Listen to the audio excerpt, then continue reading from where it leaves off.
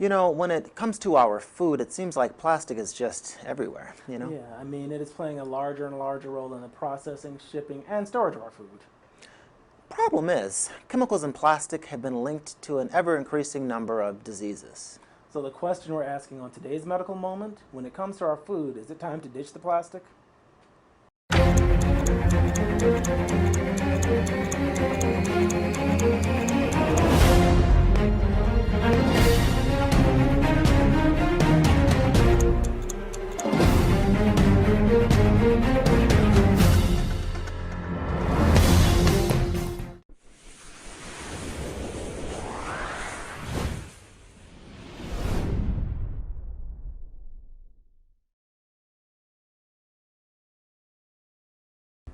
I'm Dr. Idris, I'm Dr. Jamil. and this is today's medical moment. Now, in today's medical moment, we're asking the question, when it comes to our food, is it just time to ditch the plastic?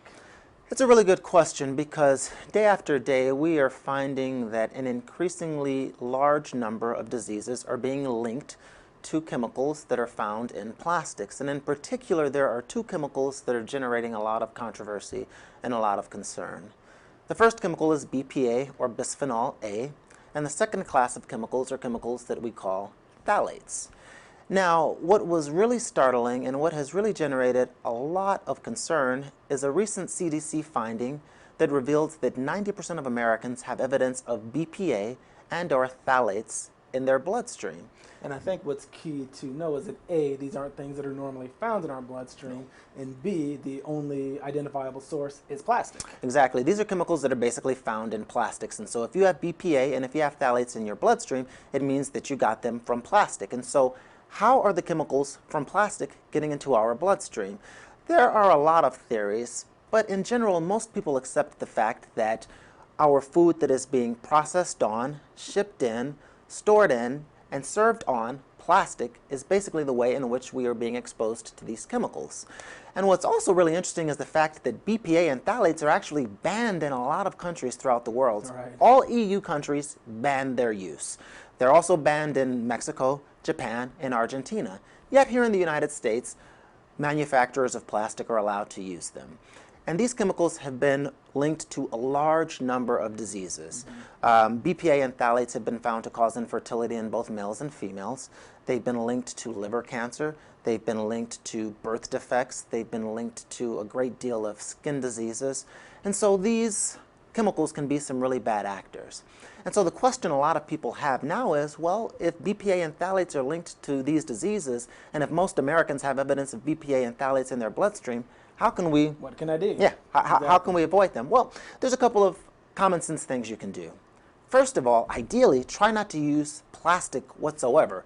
But if you use plastic, make sure that the plastic containers or the plastic items don't have the numbers 3 or 7 on them, and make sure that they don't have the letters PVC or PC on them. If you see either the numbers 3 or 7 or the letters PC or PVC, it means that these plastic containers have either BPA or phthalates.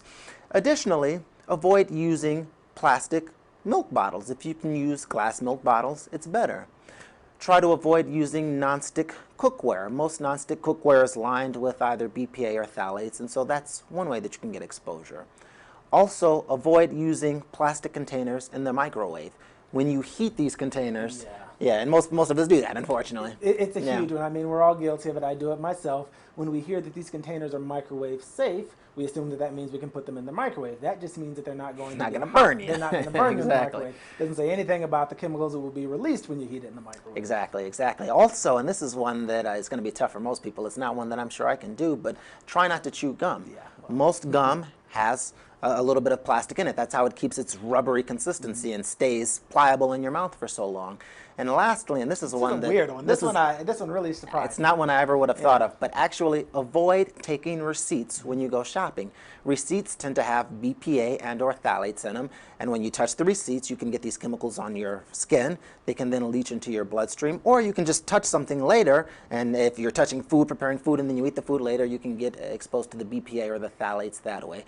And so those are some common sense measures that you can take to avoid exposure to BPA and phthalates.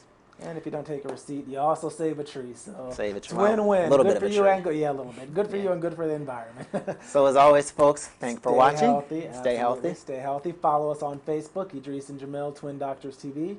Follow us on Twitter at Twin Doctors TV, or go to our website, www.twindoctorstv.com. Yeah. We want to hear your feedback, questions, show ideas, and we may include you on a future episode, guys. Stay healthy. Thanks for joining in.